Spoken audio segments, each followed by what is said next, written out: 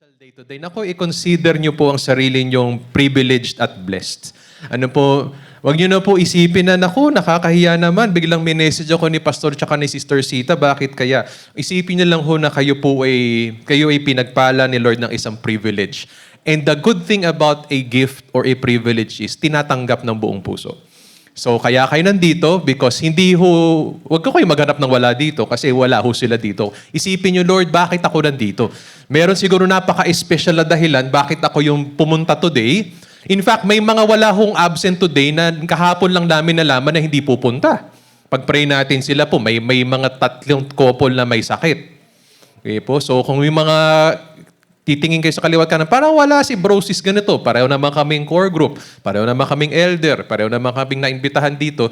Is because, dahil po sa weather ho natin, kani-kanina lang ho, umulan. Kaya biglang nangati ho yung ilong ko bigla. Weather. Pag-pray na lang ho natin, there are 3 or 4 couples who should be here who are not here because of health reasons. Isa pa nga po ay nagkaroon ng untoward incident nung Miyerkules yata. Pag-pray lang ho natin po. Very kakaibang circumstansya. But then, nandito kayo. So which means, again, I believe in what you call, pag discipleship daw, dapat ikaw ay fat or mataba. Faithful, available, teachable. So kayo po, lahat naman tayo po sa Harvest Point, I pray, are faithful. Kaya lang kayo yung letter A. Kayo yung available. So, take the privilege of being here. So meaning to say, when you are available, you are also focused. So may I request that you silent all your cell phones. If not, hindi na uso yung pinapatay yung cellphone kasi alam ko iba sa inyo, trabaho iniisip or yung bahay ang iniisip. Pero po out of respect for your retreat today, please silent it. Mute it. Sige po, ilabas na po yung phone. Sa iPhone ho, hina-hard press lang ho yung isang botones ho dyan at pakiset ho sa silent. Ayan. Wala na po sana tayong marinig na messenger na tumatawag mamaya o Viber or delivery ng pizza. Or kung may nagpa-deliver man ng pizza, sana lahat sinagot mo. Okay. So, pwede naman. Okay. Pero po, paki-silent na po siya. Meron po kayo dyang ballpen, pencil at papel at marami pa hong papel gagamitin natin mamaya. Gamitin ho natin. Part of your being focused is you will participate. Can you say with me, participate? Meaning you will be part. Kayo po ay magiging parte ng kasaysayan at mahalagang gawaing ito today. Because, yes, we are faithful, but for this retreat, you are available. And, which brings me to the third. Pag-disciple daw ni Lord, fat. Ano yung F? Faithful. Ano yung pangalawa? Ikaw yun. Available. Nandito ka today. Buong isip puso mo. Letter T, dahil nandito ka, you will be what? Teachable. And my role is to facilitate learning. Ano po, sa labas kanina, sa rotonda, may nakalagay na malaking word na letter C.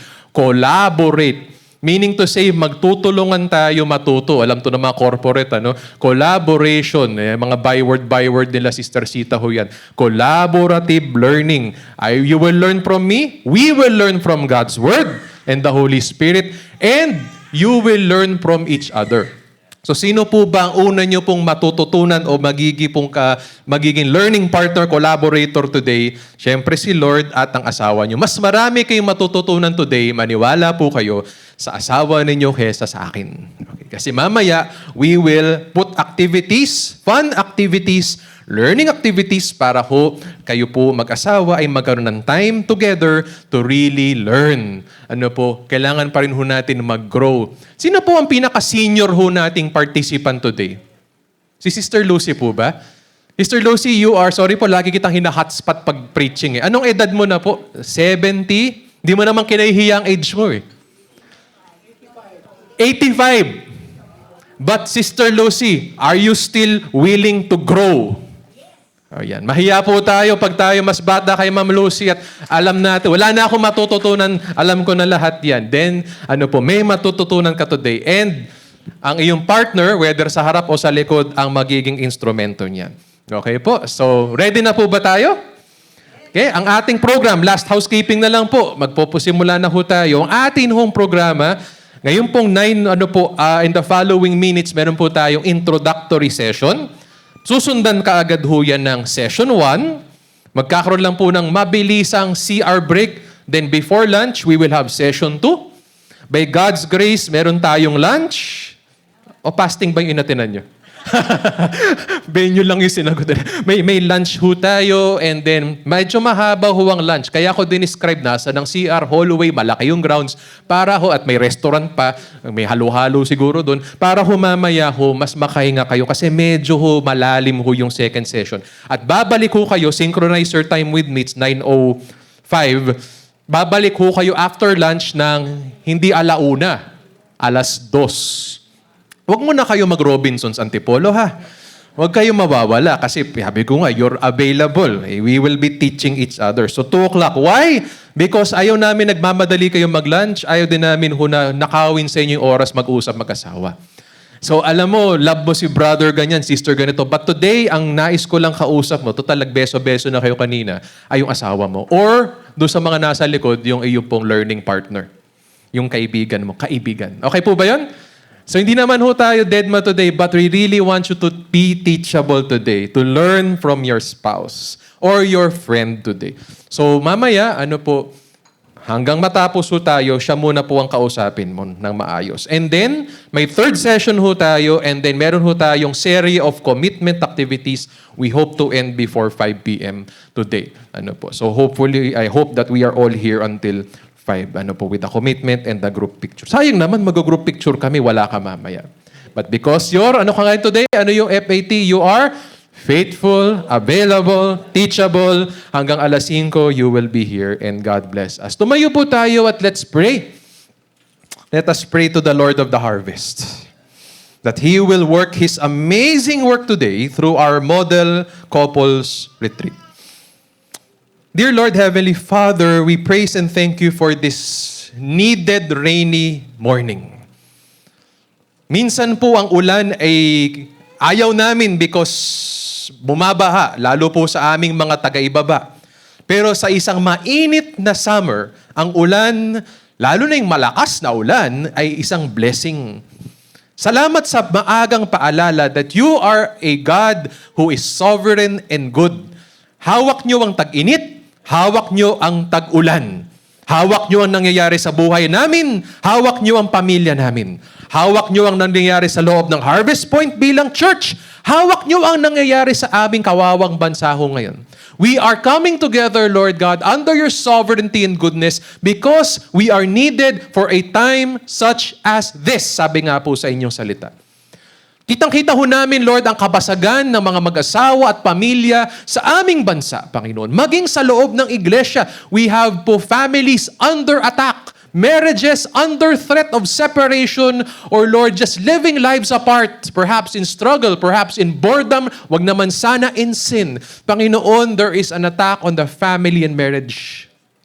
Naalala ho namin, Panginoon, ang aming mga leaders, bakit ho sila ganun?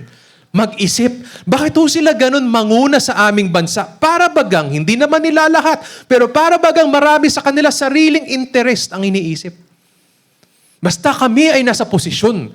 Basta ang pamilya namin nakakapag-abroad at nakakabili ng mamahaling bag at mga sapatos. Nalimutan po ang kanilang bansang pinaglilingkuran. Lord, we need po strong families. Because leadership does not equal strength. Experience does not equal strength, Panginoon. Kahit ang mga pinakamatatagal na mag-asawa sa amin ay tinitibag din ho, Panginoon, ng sirkumstansyang ito. Lord, we pray sa marami pong couples in and out of the church na inaatake ng health concerns. Panginoon, kayo po ang maging dahilang manggagamot, strengthen them and comfort and heal them in Jesus' name. At para ho sa mga pamilya ho, Panginoon, na lubog ho sa kahirapan at utang, I pray that you also lift them up the right way na makilala nila ang buhay ang Diyos and a God who is a Father. He provides, He provides, He provides. Alam ho namin, daming kapit sa patalim right now, Panginoon. Hindi lang naman ho mga kurakot, pati pang araw-araw na Pilipino, minsan walang choice, Panginoon, kundi gumawa ng labag sa inyong salita at kalooban because kailangan buhayin ang pamilya. Panginoon, damayan niyo po sila. Huwag silang mahulog sa tukso. Nakita namin ang kabataan, Panginoon. We need strong singles and young people, Panginoon. Kita ho namin, Panginoon, ang layo na ho ng agwat ng mga henerasyon. Aminado kami, Panginoon, ng hirap abutin, kausapin, i-disciple ng mga nasa college, high school, at grade school para bagang nag-pass forward ang mundo ng internet at artificial intelligence at naiwan ho kami. Minsan ang tingin nila sa amin ay makaluma. Minsan ang tingin nila sa amin paulit-ulit. Minsan ang tingin nila sa amin out of touch. Lord, embrace the next generation. Hindi kami susuko, Panginoon, kahit kami po ay may 85 years old na ho. Hindi kami susuko sa pagpe-pray at pag-abot at pagmiminister sa mga kabataan, Panginoon. But we also need strong parents, Panginoon. And so, Lord our God, in your sovereignty and goodness, strengthen your people today. May your mighty hand do amazing works through marriages and families again. And Lord, saan pa ho ba kami magsisimula makakita ng milagro? Nasaan ang pag-asa ng bansa at kabataan kung hindi sa simbahan, Panginoon? And so, Lord, my final prayer this morning, I pray for your church. Nasaan po kami, Lord? We talk about marriage. We talk about family. We talk about youth. But Lord, today we're not just about the talk. We're about the walk. Hindi ho madadaan sa dami ng pastor o elder o programa ang discipleship. Madadaan ito sa isang mag-asawang nagmamahalan, sa isang magulang na tinuturo si Jesus sa kanilang anak, na hindi lamang sa salita. Sana after today, sa dami ng gagawin namin, pati rin sa gawa. For a time such as this. In the name of Jesus Christ, one with our Heavenly Father and the Holy Spirit, and every family member today will say, Amen. Amen. Praise God. Welcome po. Thank you. You may be seated. Sa atin pong Model Couples Retreat, before I go to the pre-session, just some introduction, malaman nyo lang yung konteksto ng napakahalagang araw ho na ito. From the prayer po, kung napipick up yung prayer ko kanina po, ang atin pong layunin ngayon ay ibahagi sa inyo, ipagtibay sa inyo, isabuhay natin, whether single ka o mag-asawa o byuda o byudo, na tayo po nangangailangan ng mga strong o sa ating wika, malalakas o matitibay na pamilya. Pastor po, para namang every year pwede pag-usapan to. Yes, pwede pag-usapan to. Pero bakit ngayon lang pinag-uusapan? Well, ito na ho ang pagkakataon. At siguro hindi lang basta pag-usapan, siguro pag-isipang mabuti. Na kailangan ho natin ng strong families and strong marriages. At hindi lang pag-isipan, siguro po this year and sa susunod na 10 taon ng Harvest Point, mai-apply ang ibig sabihin ng strong marriage and strong family. Mahalaga po na nandito tayo today sa retreat na ito. We need strong marriages and strong families, and we start with the church Harvest Point. Ang title ho natin ay strong, pero may subtitle ho siya. Sana gumagana itong click yan. Model Couples Retreat. Doon muna ako sa Couples Retreat. Isang pangunahing ministry ho ng church. Lalo na siguro po ngayon as we go into the harvest, ang discipleship of families through marriages. At ang retreat ho ay isang pangunahing programa ng church. Alam ko mamaya pa ang commitment activity, 4:00 pa, pero you will keep hear me challenging you because we are called again for a time such as this. If you are a Harvest Point couple, whether active ka sa ministry we call match or not, this program is yours. And my role today is to simply model what it looks like, what it feels like, what the goals and outcomes are with the help of the Holy Spirit. Sasabihin ko sana mahal so mamaya 4:00, pero ispill ko na nga. Next year ho, pag nangyari at mangyayari ito, kung anong venue man, hindi ko alam. Ilan ang pupunta? Hindi ko rin alam. Hanggang kanina nga, hindi namin alam ilan ang pupunta. Pero next year, this is our mandate. This is a priority next year. Amen? Why do we need to model it? Because naniniwala po tayo, para ho tayo makapag-lead, we have to model. We have to invest. So, praise be to God.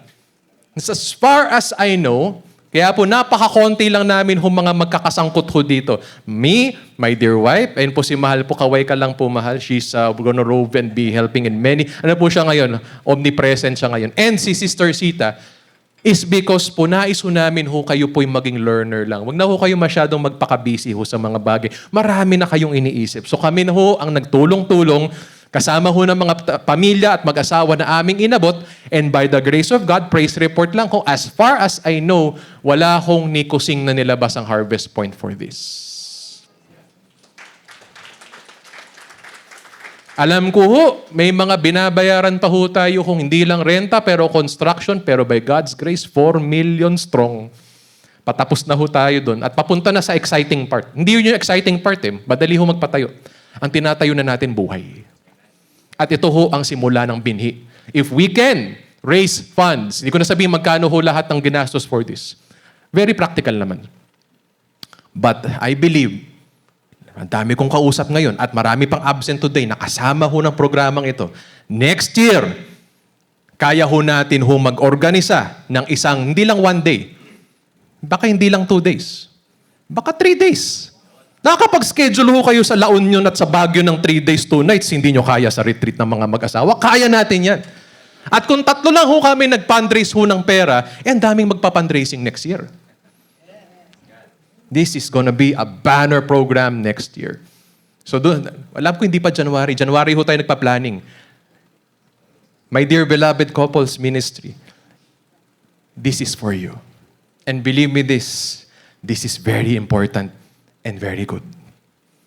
But today, next year pa yun. Mamaya na po kayo magplano next year, ha? Kailangan muna natin ma-model ito ng tama. Ma-model po ito na maayos. Alam niyo po, ang daming affirmation si Lord. Bukod ho sa nag-raise ho si Lord, makikita niyo po yung mga pangalan ng mga pamilya ho na nag-donate dito mamaya sa last slide. Pero bukod ho doon, sabi ko kanina, very personal sa akin tong venue na ito. This is called First Pacific Leadership, diba? The term itself. This is a place, kung nakikita niyo yung kabilang hall kanina, where you train leaders. In our case, you train disciple makers. Di ba? Kakatuwa no, sa isang corporate setup may church. Bakit personal sa akin to? Because I think as far back as 2007, nandito po ako. 2007, nagsasubmit ng job application. Ito po yung una kong inapalayang trabaho. At hindi ko na po binalikan because nakuha na ako sa Meridian. Wala, hindi ko na alam kung ano nangyari sa application na yun. Baka naman nag-floating lang siya. But many years later, kami na ho mag-asawa, bumalik na naman kami dito. And alam to nila, Ate Raquel, Kuya Joseph, we were here nung pandemic on behalf of God is Able, yung ministry sa May Kapansanan, because we were looking for a retreat venue para ho sa aming annual summer retreat. Kaya lang hindi available yung Mount Makiling venue that time at sa Rizal kami naganap. Nakita namin ulit ito. Hindi man namin kinuha ito, we got another venue sa Baras. But hindi pa pala tapos si Lord sa lugar na to at sa lakbayin namin mag-asawa. This time may asawa na ako. Last time wala. At for the third time, sabi nila sometimes third time's a charm. Pangatlong transaction ho dito, Harvest Point pala ang makikinabang. Hindi po pala ako. Praise God, ang God is able, nakabalik na sa Mount Makiling. Harvest Point po pala, nakareserba ang venue na ito. We made calls, we got a very good amount po. Supposedly, dapat out of town ho ito. Pero dahil ho, economics and 4 million reasons why, alam niyo na yung 4 million, we are here muna. Ano po? Next year, baka ho tignan natin. Kung mataas ang pangarap ng couples natin, baka out of town na ho ito. Brother John. So, welcome po. Such amazing affirmation. Last na lang po. Last chika na lang ho. Yung mga dumalo dito. Yung atin pong specific target po, number 1 are the church elders because we have to model discipleship in the family. We turn to our elders. Not everybody is available. May nagkasakit pa ho nung Huwebes yata. Number 2, core groups. We have core groups of couples and individuals based in Antipolo. Pwede ho bang kaway-kaway ho ang Antipolo? Na magpapasa ho ng discipleship. Palakpakan natin po. Parang ngayon lang kayo nagkita ulit, ano? Sige, yun yung isa hidden agenda ko, magkita-kita ulit tayo. Ano po, tayo po sa Antipolo, tara na sa Antipolo at ipahayag si Jesus sa pamilya. Sa itaas at sa ibaba. So pwede ho ba hong kaway-kaway din ang core group ng Pasig Kainta? Yes, okay. And Dahil po marami hong upuan, may mga wala pa ho today, we also thought about inviting certain couples who na pinagpe-pray natin po will have also a heart, a burden po for discipleship in Harvest Point. So kung hindi man po kayo elder couple but you're here, don't treat yourself as a second-class citizen. You are also important here. So palakpakan natin ang bawat isa. Okay po. Sige, let's begin. Okay. Strong Model Couples Retreat. Yeah, so modeling na ho tayo. Let's go to learning. Strong marriage and strong family. It's in our DNA. Why are we focusing on strong marriages and families? Because it's in our DNA as a church. Hindi lang ho pala natin hinugot from God's Word. Mamaya, babalik tayo sa God's Word. Sinabi pa natin sa sarili natin pong identity statement. Sa ating sarili pong, anong statement ito? Harvest Point? Vision? Kabisado na po ba natin ang mission vision natin, Sister Seni, after 10 years, turning 11 years? Hindi, wala pa ho ako, nandito na ho ito. Ito yung regalo ni Lord sa atin, church. Basahin ho natin. To see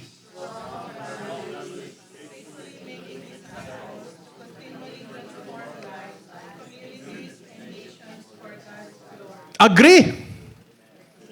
Fake news ho ba ito o galing to sa dokumento mismo na tayo-tayo ang gumawa? Tayo-tayo ang nakataya. Tayo, if you're part of Harvest Point, whether matagal na o bago po, this is our vision statement, this is what we see, this is what we want. Question, is this happening? Saan po tayo maniningil? Sa Harvest Point. So elders, core groups, since we are leaders, we can be very mature in discernment. Are we satisfied sa nakikita natin? Vision meaning nakikita mo. Are we satisfied sa nakikita natin on the ground? No. Yes. There is always room for improvement. But if we will improve, kapatid, ito pala tayo. More than 11 years ago na nga Ulitin natin, ito palang pangarap natin, ito ang ating sikreto at sagot kay Lord. To see strong families. And this is proven po. Kailangan lang natin po ito ibalikan. Napatunayan po ito. Ang haligi ng Harvest Point, para ho sa mga ngayon lang natin nakasama, ang haligi po ng Harvest Point is not built on strong pastors and strong programs and strong denominations. It was built and is still sustained by families, marriages, even singles. Ang atin pong Board of Elders ay binubuo mostly of couples or byuda. So meaning, dating may asawa. It reflects paano ho tayo naitatag as a church. It is because of the prayers, blood, sweat, and tears, it is said, ng mga mag-asawa. Fast forward 11 years later, 2026. Sabi nung kanta, tatanda at lilipas din kami. In Scripture, there is a beautiful analogy of generational leadership. Moses, and then who? Who's the next generation? Joshua. The elders are still here, but we need our Joshuas. Who is Joshua in the room? If you're not an elder, you're a Joshua generation. Taas nga po ng kamay lahat ng Joshua ng Harvest Point in 2026. Kung hindi ka elder, ikaw yun. Ba't di kayo nagtaas ng kamay? Ay, hindi ako si Joshua. Sino ka? Si Caleb. Ay, ganun din yun. Magkasabwat sila. Kailangan namin ng mga kasabwat sa discipleship. Ba't naintindihan ho natin po, hindi natapos kay Moses ang promised land. In fact, Brother Manny, correct me if I'm wrong, hindi pumasok si Moses sa promised land. Hindi ko sinasabing hindi kami papasok sa next 10 years ng Harvest Point. Ang sinasabi ko lang, kailangan namin ng bagong lakas, bagong sigla. Dahil, tatanda, actually tumanda na nga Pero hindi pa lumilipas. Hindi pa. By God's grace. Pero alam din ng inyong eldership, nakanasan po all these years si Joshua. Si Joshua, na nang hinamon, ang sinabi niya kay Moses, Ayoko. Hindi ho eh. Nang hinamon si Joshua na mag-scout ng pangakong lupa, ano ang sinabi niya? Yung 10, walang nakita kundi problema. Kayo ba yun? Walang nakita sa church kundi problema? Oo. Kayo po ba yung nakakita ng solusyon? Ng pangako? Ng vision? So to my beloved Joshua's and Caleb's in the house, this is also our vision for you. You are now, kung nagkulang man kami magsabi, may it be said again, although nung nag-Shangri-La meeting kami, nasabi ko na, pero kung hindi pa man naging malinaw at may absent nung nasa Shangri-La kami, ang sarap pa naman nung kinainan namin. Eto na po. Sa First Pacific, 2026 sinabi, this is also your vision. This is your role. To see strong families and underneath supporting strong families are strong marriages. That is Harvest Point's journey. Hindi na ko tayo lalayo. Kung tayo po ay may pag-asa pa as a church, if we will have another 10 years, at grabe ho si Lord. Grabe si Lord. Binigyan tayo ng 4 million peso deposit. Hindi ho ba pangako yun na may 10 years pa tayo? Kasi pwede namang sabihin, Lord, mga pagod na yung worker mo pa. Wala na kayo mapipiga. Magsara na kayo. Hindi ho. Ang hirap kaya maging community church ngayon, sis. Ang hirap maging sari-sari store sa mundo ng S7-Eleven at hypermarket. Pero ho, kung tayo man ay munting church at community church, kailangan natin ng pangahawakan. Kailangan natin ng pangako. Ito na po. At nagdeposito ang Panginoon ng 4 na milyong dahilan para magpatuloy pa ang church na ito. Hindi ho ba mabuti ang Lord of the Harvest? Ang sagot, strong families. Strong families. What is a strong family? What is a strong marriage? May papel ho kayo sa harapan. Ilabas nyo na po. If you're a couple, accomplish this together. Brainstorming ho tayo. Tawag natin dyan, strength assessment. Kung single ho kayo individual, sulatan nyo rin ho yan po with your realizations or reflection at pag-usapan nyo ng kaibigan mo. Bakit may mga nagsusulo sa likod? Lahat po sa likod may kausap, mamaya. Yan ha, buong hanggang alas 5 ho kayo maging magpartner. Strength assessment. What does it mean to be strong in marriage and family? Mahalaga we get that out of the way. Kung nagpatayo tayo ng bahay, construction analogy na naman. Ito sa panahon ng contractor, construction analogy. You need po 3 things. A strong foundation, strong support, and strong cover, meaning bubong. 3 lang naman ang bahay. Pundasyon, pader, at bubong. If I'm simplifying. Okay?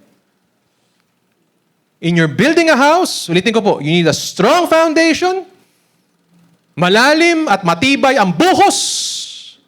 You need strong pillars, pagiging pader, beams ng iyong bahay, at syempre, hindi sapat ang bahay na walang bubong. You need strong cover. Now, pag nagpapatayo tayo ng bahay, usually nabubuhos lahat ng atensyon at kaperahan sa structure. Pero as the song goes, a house is not a home.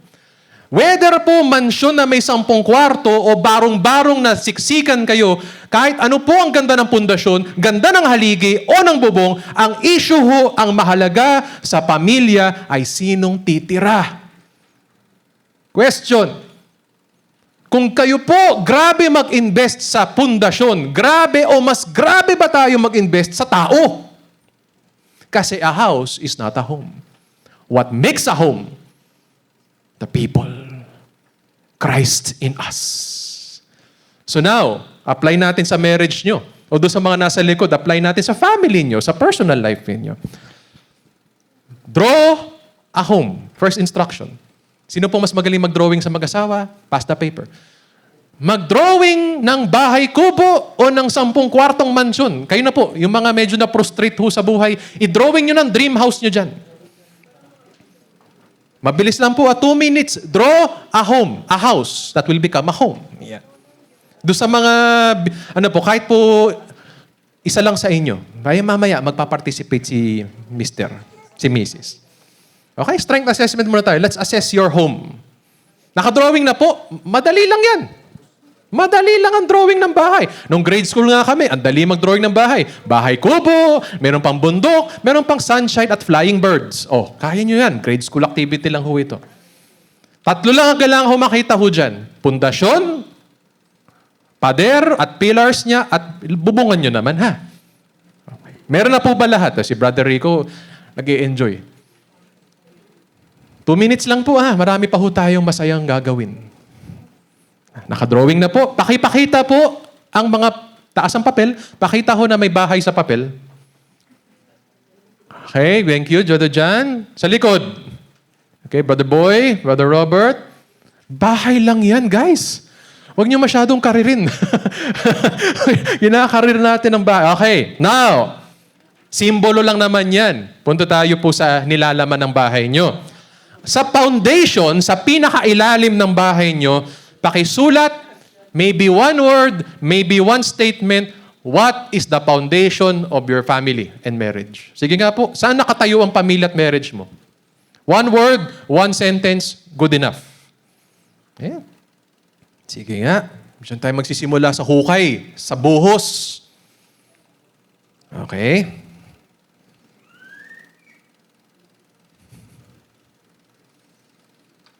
Madali lang yan. Labas sa puso ka agad dyan. Huwag tayo po masyado mag-overthink. First thing that comes to your head and heart might be the truth. Number 2, sa gilid, representing po the pillars of your marriage and family, please write, ilan ang pader ng bahay? 4, di ba? North, south, east, west. Kulang pag 3 lang.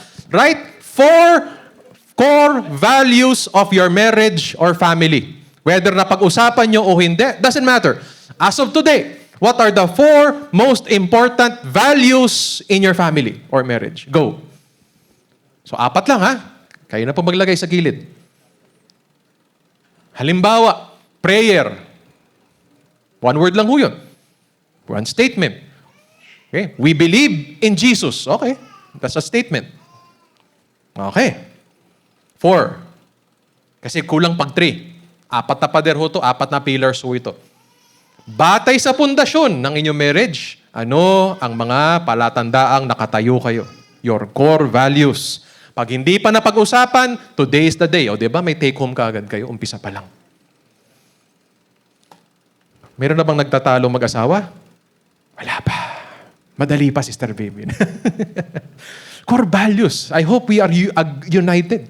Kami ho ni Mrs., before we got married po, we put 4 statements that will become our 4 core values for our marriage. What is your version of these 4 pillars? Finally, okay, wrap up. Yung labas lang sa bibig, labas sa puso. Word lang po or statement. Doesn't have to be, wag nyo na-explain. Ano po, hindi ho to doctrine class. Iba ho ang doctrine class. Yan. Lastly, sa bubong. Brother Harvey, dinig ba ako sa principal's office? Ayan, very good. Okay. Sa bubong, kailangan ho may tinatawag na vision or pangarap. Kaya nga nasa taas eh. You are covered by, you are sustained by your vision, your purpose, your aspiration. Ano ang pangarap ng pamilya o marriage nyo? Yun ang bubong.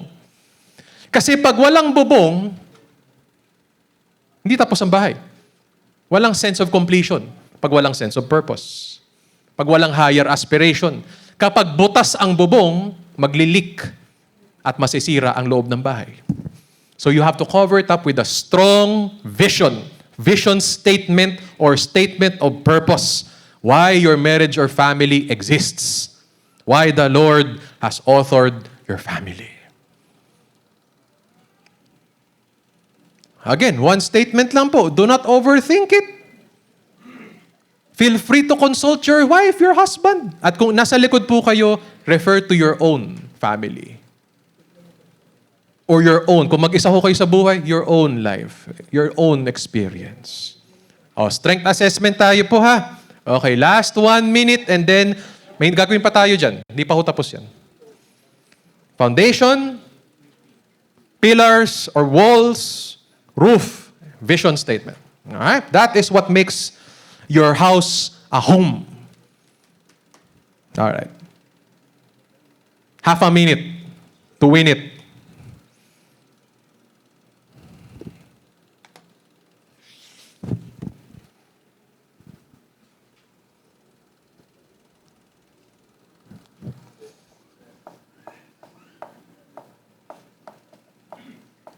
Final statement, final word, last word. Diba? Last word and testimony. Okay. Pakipakita po sa asawa o do sa likod, pakishare sa partner ninyo ang inyo pong sagot. So just to make sure that everybody is participating. Okay, baka mamaya nagde-daydreaming na ho kayo. After lunch pa ho yun. Yun yung mahirap. Sige po, agree ba si Mrs.? O diniktahan lang ni Mr.? Agree ba si Mr.? Baka puro si Mrs. ang nakita. Diniktahan. Dapat, pag dinidiktahan, dapat may diskusyon.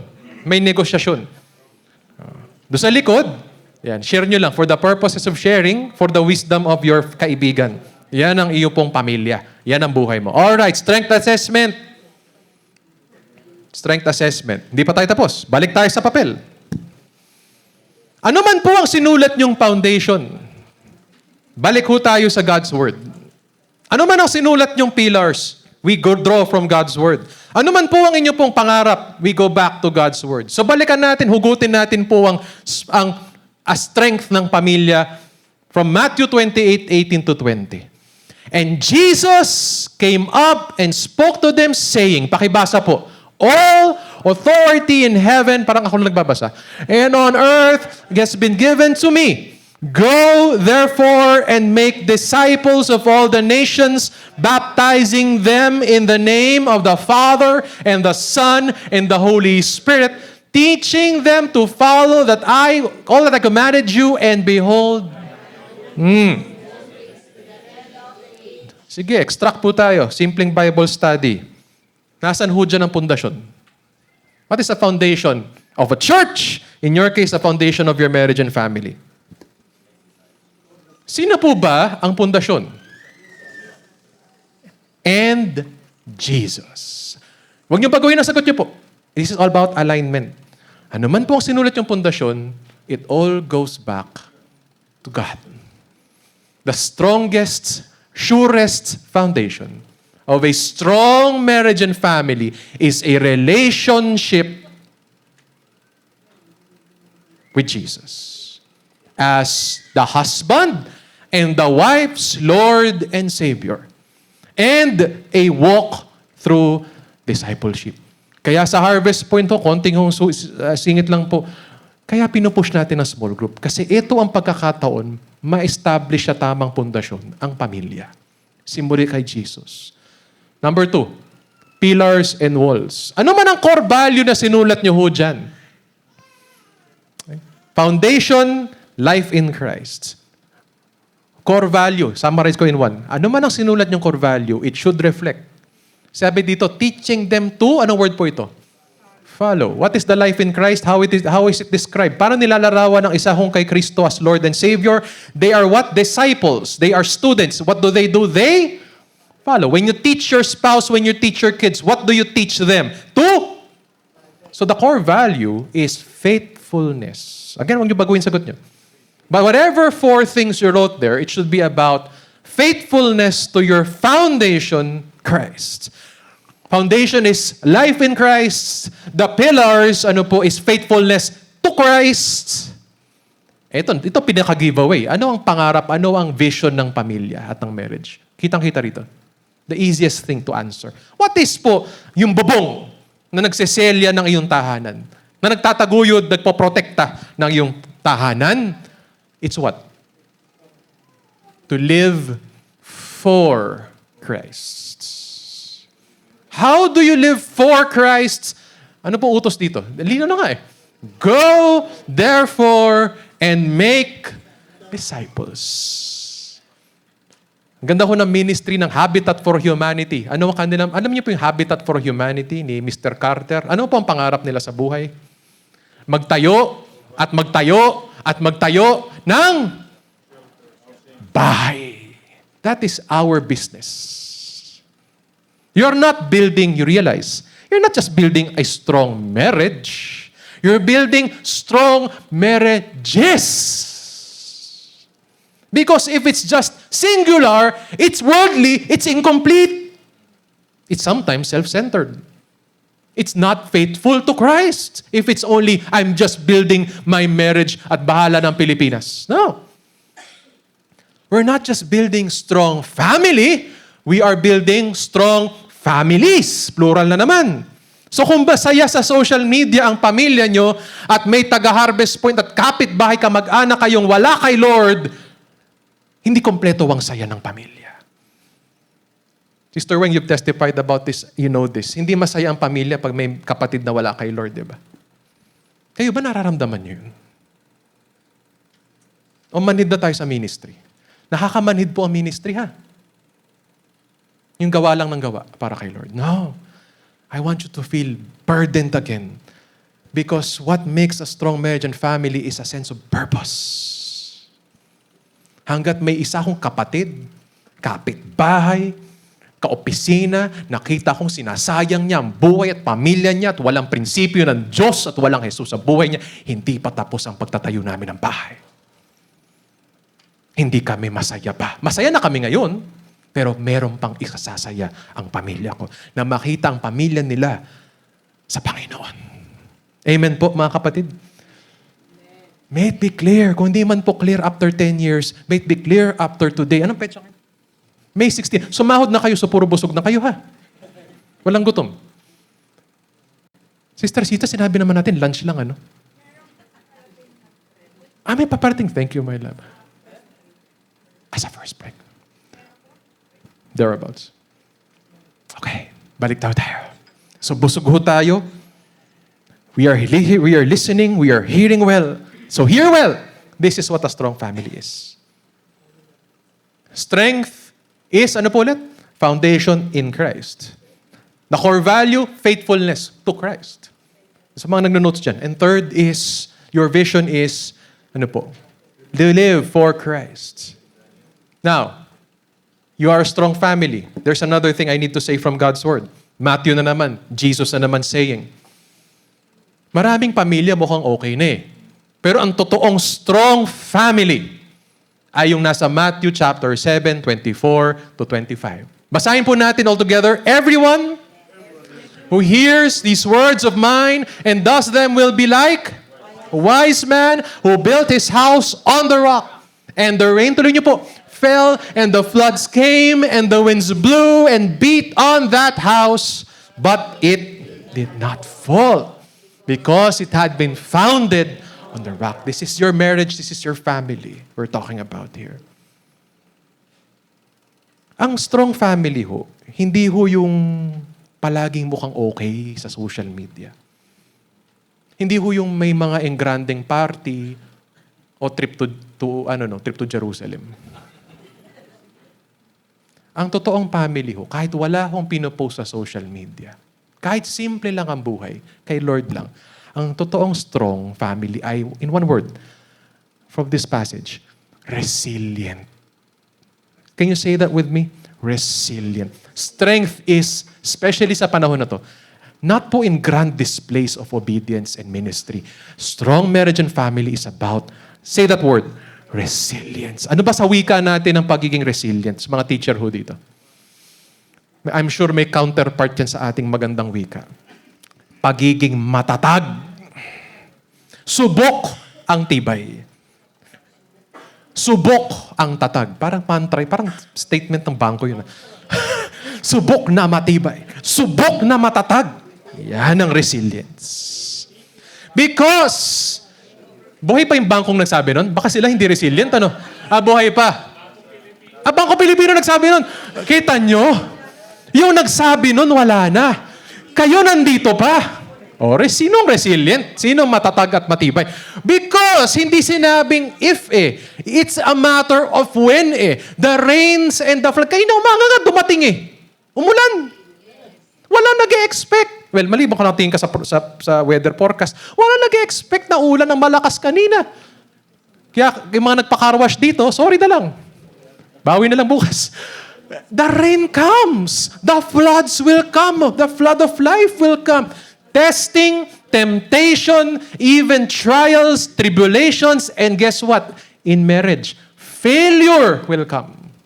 Failure to deliver. Failure to meet expectations. Failure to follow Christ. We are humans. It will happen. But when that day comes, para dinescribe ho ang nakatayo kay Jesus dito, ang resilient family, it did not fall. Sa loob at labas ng simbahan naman, nakita na natin po, napakadaming nakalulungkot na kwento. Sa loob at labas ng simbahan, ng mga akala mong 20 years, 30 years, 50 years mag-asawa, pero paano nagtapos? Minsan pa nga, pastor, tapos minsan, namatay na yung pastor o namamatay, lumalabas yung issues. Immorality, abuse of power, abuse of finance, lumalabas. May anak sa labas. Hindi inamin. Buti sana inamin, hindi inamin. Lalo na sa labas ng church, kung saan walang proteksyon ho ng salita ng Diyos. At nagtataka pa ho tayo, bakit ho tayo ginaganito ng mga leader natin? Hindi ho ba kayo naiinis na nangyayari sa Senado? Hindi ho ba nakakapagod na? Sino man ang binoto nyo, hindi na yun na issue eh. Lahat na, damay-damay na, nakakapagod na. Halangan ho, exposed ang kaluluwa ng ating liderato sa Pilipinas. So, take note, mga aral ho yan. Mga abogado, nag-aral sa ibang bansa. Mga influencer ho sila. Ang mga anak nila, by God's grace lang talaga, maayos. Pero sa simpleng bagay tulad ng politika at posisyon, giba ho sila. Take note, it will come. Will your family stand? Will your marriage stand on the rock? And in case nalimutan po ang drawing, kaninong cornerstone ba ho dapat babalik at babalik ang pamilya? Itatatag at itatatag ang future ng family mo, ng life mo, doon sa mga nasa likod, ng pamilya mo, kay Jesus. Kay Jesus. Friends, this is a matter of life and death. Because pag bumagsak ang bahay mo, at pinasok yan ng alon-alon na tubig, nakamamatay. Sino po rito naka-experience na ng flash flood? Kasi nakatakas. O doon sa mga nasa bundok, landslide. It's a matter of moments. Your family can die. The same way, the testing, the trials of the world, battering even Christian families, is sometimes a blink of an eye. Alam niyo po ang blink of an eye? Alam niyo po ang itsura ng blink of an eye? Si mister mo, makabasa ng message mula sa isang kaopisina niya, uy, kailangan ko ng tulong, boss, pwede tayo makita ng alas 5 sa coffee shop. Yun ang blink of an eye. And you know what happens after. You know what a blink of an eye looks? Yung anak mo, isang click, pornografiya pala yung pinapanood. That's a blink of an eye. That kills. In Shreveport, Louisiana, hindi ko na kung nabalitaan niyo yung kwento, isang karumal-dumal na krimen na nangyari. Isang tatay ang pumatay ng 2 kababaihan at 8 kabataan. Whatever the reason is, it's telling us this is a broken world. Yun po ang isa sa mga pinakamalaking trahedya sa munting bayan ng Shreveport, Louisiana. 2 women, 8 kids. At yung 7 doon, anak niya.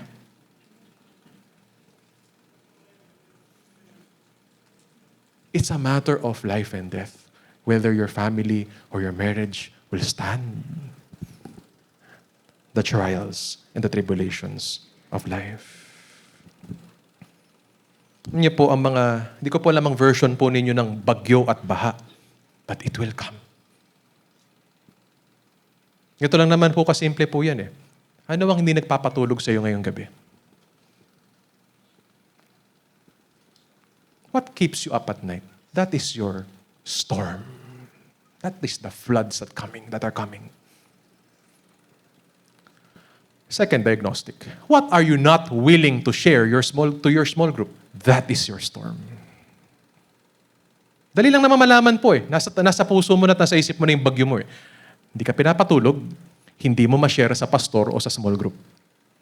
Posible ba na may elder na may tinatagong sekreto sa kapwa niya elder? Posible.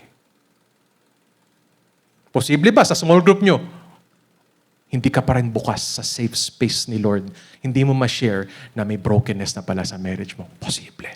Yun ang bagyo mo ngayon. Ginigising kita. But more importantly, ginigising ka ng salita ng Diyos, hindi po pwede tutumba ang pamilya mo. In a blink of an eye, tutumba ang pamilya. At kapag tumumba ang pamilya, ano ang damay? Ang church. Lahat ng problema ng Harvest Point, babalik at babalik sa pamilya. Kulang ng worker, family. Kulang ng pera, family. Kulang ng leader. Sino pa ba? Sino ba ang leader sa Harvest Point, sis? I have a slide for that later. All of us are leaders. Did you forget who you are? You are called to go, therefore, and make disciples. Hindi ba leadership ang tawag doon? You're waiting for many pastors, many workers. No. You are the pastor of your home. You are the worker of this church. You are the answer sa next 10 years ng church. Strong. Ano ulit ang vision statement natin mga kapatid? Strong families. So what is your storm? You have to describe it. Ibulong mo sa hangin, ibulong mo kay Lord. Lord, ito na yung moment. Ang ganda ng setup natin, ganda ng lugar. Para ilagay ka sa isang moment with your wife, with your husband, and the Lord. Ang inyong love triangle is at stake. Ito ang mga bagyo sa puso ko today, Lord. Ito ang hindi nagpapatulog sa akin. Ito ang mga bagay na kinakatakot ko. Ito ang mga bagay na hindi ko mabahagi kay pastor o kay elder o sa small group because nakakahiya. Kasi nakakatakot, baka disiplinahin nila ako. Baka tanggalin ako sa worship leading. Baka ikatatuwa nila ako. Ako na magsabi sa'yo, walang ganyan sa Harvest Point. Di ko alam dati, ngayon wala. Hindi ka sisipain o i-excommunicate because may struggle ka. You know why? Because lahat tayo may bagyo. Amen? So rather than itago mo yun at sirain ang pamilya mo, ihinga mo sa Panginoon, ikumpisal mo sa Diyos at maging accountable ka sa small group mo. Kung hindi kaya ng small group leader mo, maging accountable ka sa eldership. Sabihin mo, Brother Manny, kapit tayo dahil meron akong struggle sa babae. O lalaki. Pero pag ganun, si Sister Sally nakausap mo. Because this is not a matter of if. It's a matter of when. This is not a threat. This is reality. This is our challenge. It's a spiritual battle. If a strong family is a resilient family, then what is your storm today? What breaks you? What hinders you from being founded in Christ, faithful to Christ, and sharing, witnessing Christ, living for Christ? What keeps you? What keeps us? Ayon po sa PSA statistics noong 2024, that was 2 years ago, bumaba na raw po, mas lalo pang bumaba by 10% ang marriage rate sa Pilipinas. In other words, kumukonti na po, o mas kumukonti ang naniniwala sa marriage. And by extension, family. Alam niyo po ba yun, mas marami ng kabataan ayaw magpakasal? Baka sarili niyo po anak nagsabi na sa inyo, Tay, magta-Thailand muna ako ha. Mag-i-Taiwan muna ako. Alam niyo Taiwan? Alam ni Sister Jackie. Iba mo na yung life goals ko, tsaka na yung marriage. May relationship siya pero chill-chill lang daw sila. Hindi intentional. Kung intentional man, sobrang delayed. It happens. Because the average age ng taong kinakasal ngayon, tumatanda na. Normal lang magpakasal lang 35 ngayon. Kayo, anong edad yung kinasal ho kayo? 20s. I keep hearing 20s. Now, the new normal is what? 35. It's not because who KJ ho ang mga kabataan ngayon. It's because marami silang ibang hinahanap po sa buhay. Na karibal ng marriage at family. Number 2, ito baka mas relate tayo. Economic problems and challenges. So sabi ho nila, ang halaga daw ng 100 pesos today, nakita niyo yung study?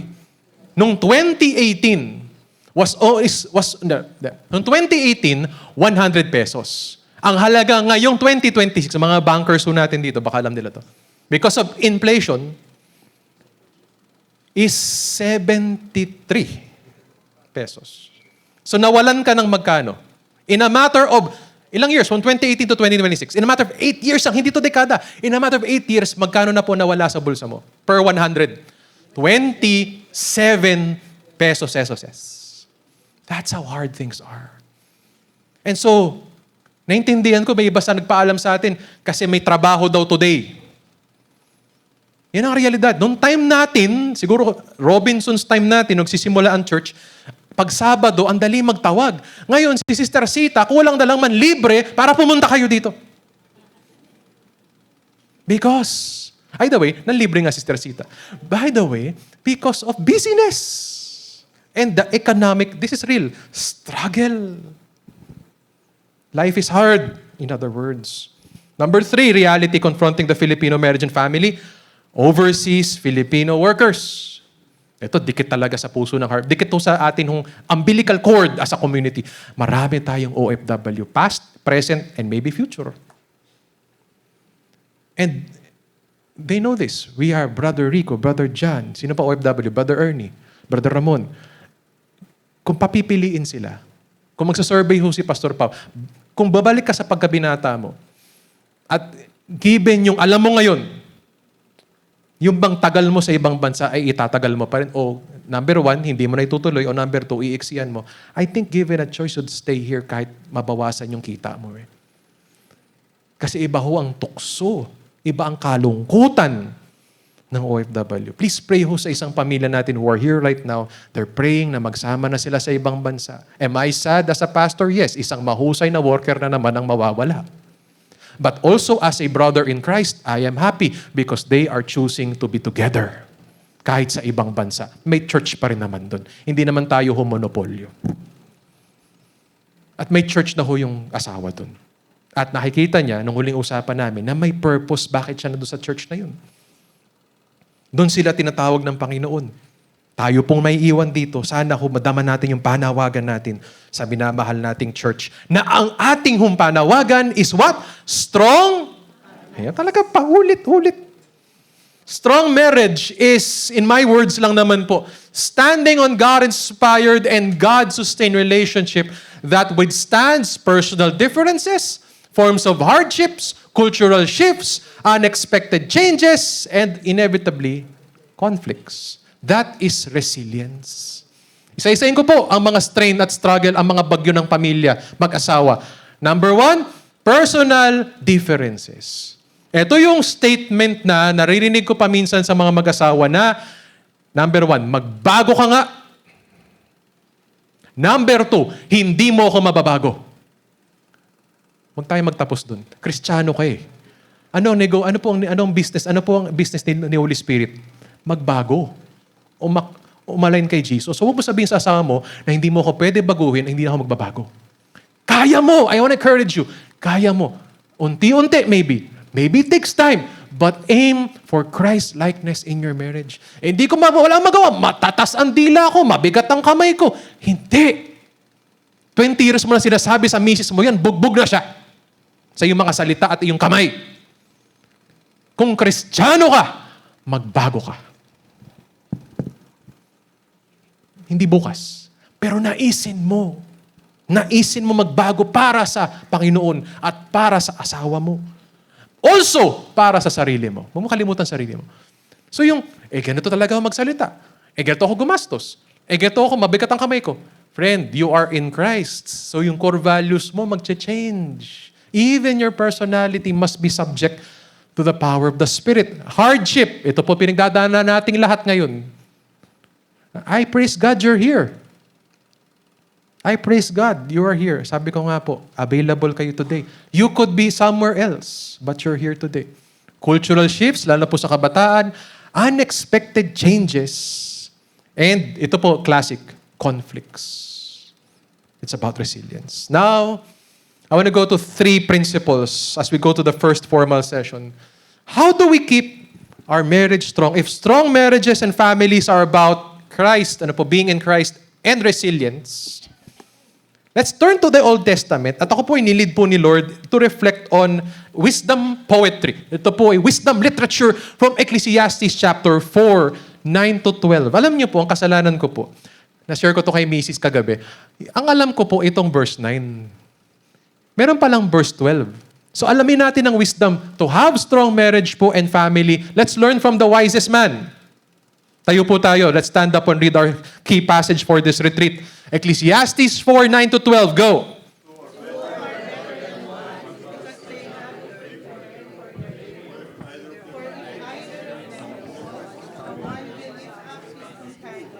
But woe to the one who falls when there is not another to lift him up.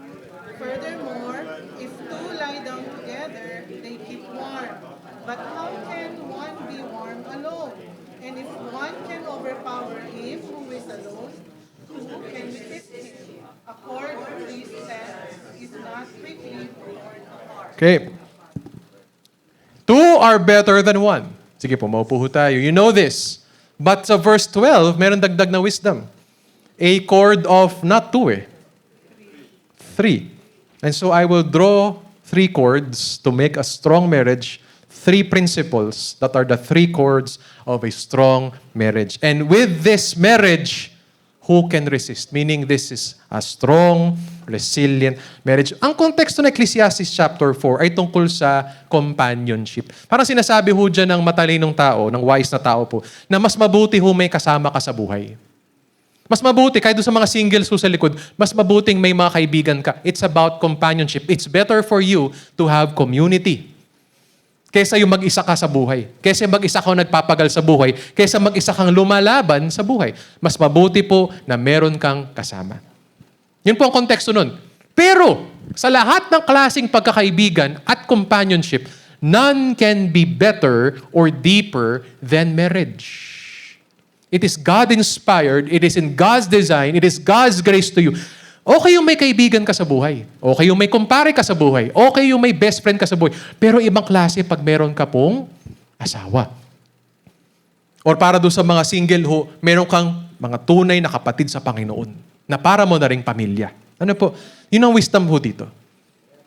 Para magkaroon ng strong marriage and strong family, we need real companions. And real companions show the following 3 eyes and we'll take a quick break. 3 eyes. Industry, intimacy, and impact. Yun po ang 3 chords na binasa natin sa verse 12 na magdudugtong-dugtong at magpapatibay ng isang companionship, ng isang marriage, at ng isang family. Sa mga Hudyo ho, by the way, quick cultural note lang po, ang chord, bakit 3? Pwede namang 2 lang na pinagbuhol Bakit 3? Because para sa mga Hudyo, ang audience ng Ecclesiastes, ang 3, bukod sa mas marami sa 2 at mas matibay sa 2, it is a symbol of completeness. Kompleto pag 3, pag 2 kulang. Parang sa marriage lang. Maniwala kayo sa hindi, dapat 3 kayo. Teka, ang sumumpa lang naman kay father, kay pastor, si husband, si wife. Sino ang third party na kailangan mo? Si Christ, si God. Kompleto ang marriage kapag nandun si Christ. At yung mga kompleto kay Christ, may 3 chords sa kanilang marriage. Ito ang hihimay natin maya-maya. Industry, can you say that with me? First I, you have to have industry. Industry, intimacy, and impact. Yan ho ang pagsasalu-saluan natin. But for now, ang kwento sa akin po, meron po tayong mga tinapay sa labas. Meron po tayong bread sa labas and we will take a 5-minute bathroom break. Pwede kayo magpasok ng tinapay at mag-CR, but we will be back sharply at it's 10:02. We should be back by 10:07. Thank you po. There is bread outside.